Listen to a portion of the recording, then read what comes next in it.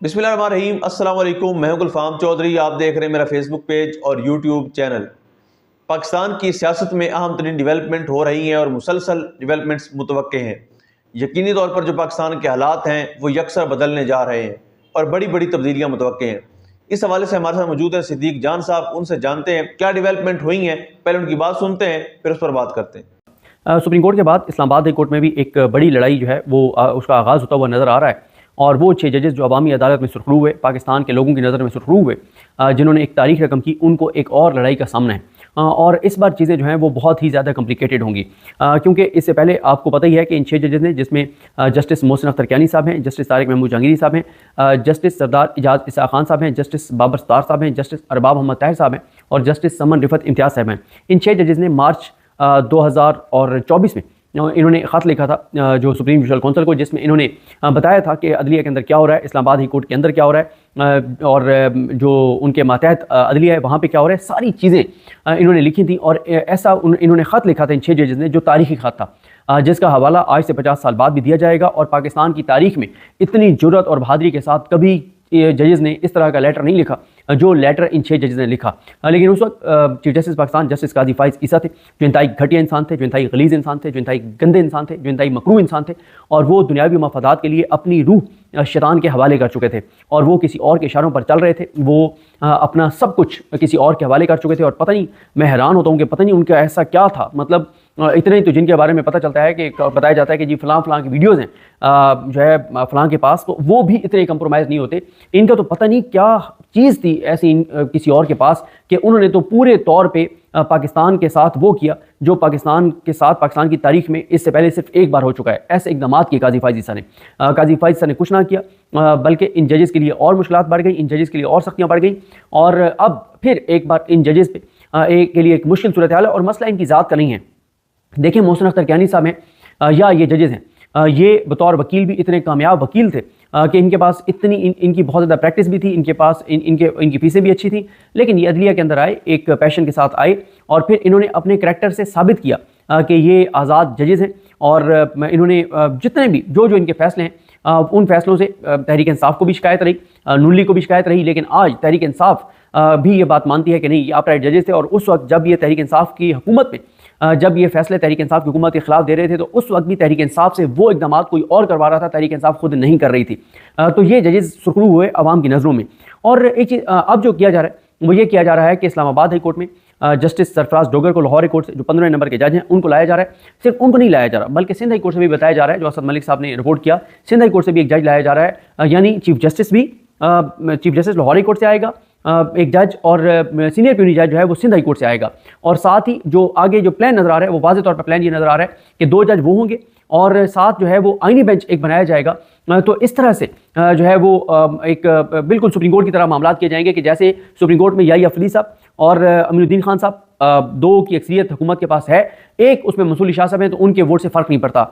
तो ये वाज़े तौर पर नज़र आ रहा है कि जो यहाँ पे भी अगर एक आध मेंबर और कमेटी में रखना पड़ा तो वो क्योंकि आईनी बेंच भी बनाएंगे, तो अगर कोई इनको कोई ऐसी चेंजिंग करनी पड़ जाती है कि केसेस की फिक्सेशन के हवाले से, जैसे यहाँ पे प्रैक्टिस एंड प्रोसीजर कमेटी है, तब भी उसमें अक्सरियत जो है ये अपने जजेस की रखेंगे। वैसे शायद उसकी ये यहाँ पे वही काम चले मास्टर ऑफ द रोस्टर वाला, कि chief justice Islamabad high court के पास इख्तियार रहे। और जो आईनी बेंच ये बनाएंगे, आईनी बेंच इस तरह का बनाएंगे कि अगर ये चीफ जस्टिस वहाँ से लाएंगे सरफराज डोगर साहब को, तो फिर आईनी बेंच के सरबराह भी उनको बनाएंगे। वो होंगे, उनके साथ जो सीनियर प्यूनी होंगे जो सिंध हाई कोर्ट से आएंगे, और 2 और जज जो आईनी बेंच में ये डाल देंगे। वो ये डाल देंगे, ये जो 2 आए हैं इनाम अमीन मिनहास और जज जो जस्टिस आजम खान जो हैं, जो सेक्शन जज इनको लाए थे, उनको डाल देंगे। तो ये जो लापता अफराद के केसेस, इस तरह के सारे केसेस जो इस हुकूमत और इस निज़ाम के हवाले से हैं, जो इंसानी हकूक़ की पामालियों से हैं, जो शख्सी आज़ादियों के हवाले से हैं, वो सारे के सारे केसेस जो है वो आईनी बेंच इस्लामाबाद हाई कोर्ट का बनाकर और उसको भेज दिए जाएंगे। तो अब ये जो जजेस हैं, 6 जजेस, इनके लिए एक मुश्किल सूरत हाल है कि ये क्या करेंगे। देखें, मैंने आपको बताया था कि जिस दिन जस्टिस इनाम अमीन मिनहास और जस्टिस आजम खान, इन दोनों ने हलफ उठाया था, तो उस दिन मैंने आपको जब अहवाल बताया था उस तकरीब बरदारी का, तो मैंने आपको बताया था कि सब वकला जाके इन जजेस से मिल रहे थे और सब आपस में यही बात कर रहे थे कि यार इन जजेस को खड़ा होना चाहिए, कहीं ये जज थक ना जाएं, कहीं ये जज घबरा ना जाएं, क्या कहीं इनका हौसला टूट ना जाए। जो कुछ पिछले 1 साल से यानी पहले भी हो रहा था, लेकिन खत लिखने के बाद जो कुछ इनके साथ हुआ, तो कहीं ऐसा ना हो कि ये हिम्मत हार जाएं और इनकी बस हो जाए और ये मुस्ताफ़ी ना हो जाएं। इस बात की सबसे ज़्यादा फिक्र थी जो वकला थे उनको, और वो इसलिए बार बार जाके इनको मिल रहे थे, इनको कह रहे थे कि सर आप जो है वो बस आप डटे रहें और आप खड़े रहें।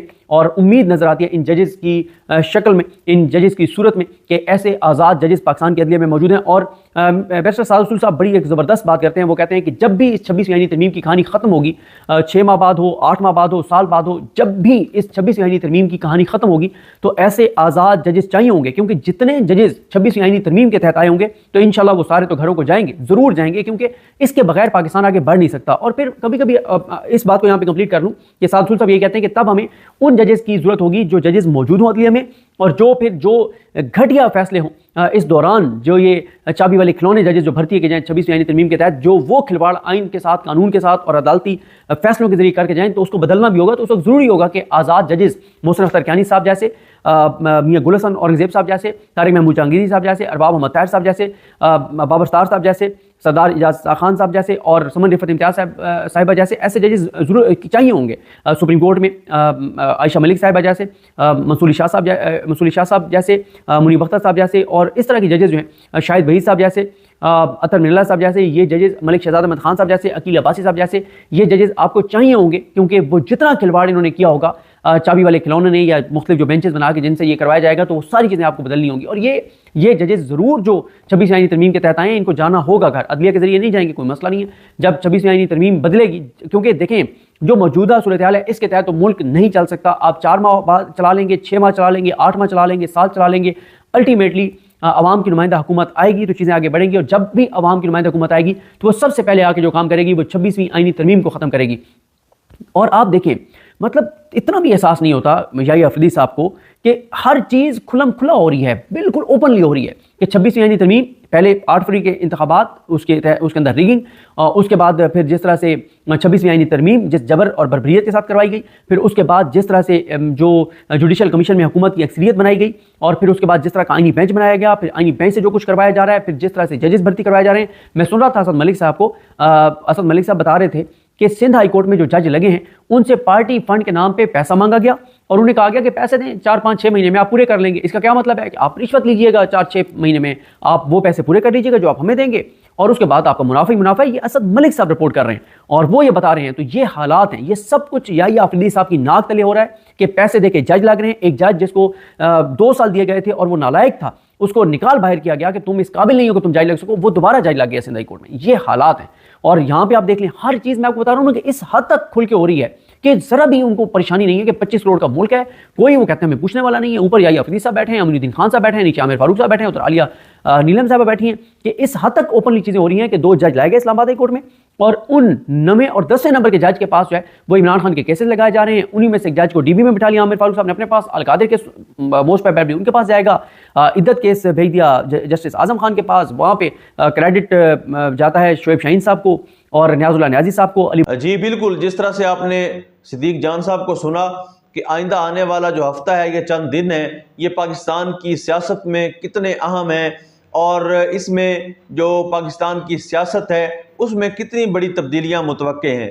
अल्लाह पाक वतन अजीज़ का हामी व नासिर हो। पाकिस्तान जिंदाबाद।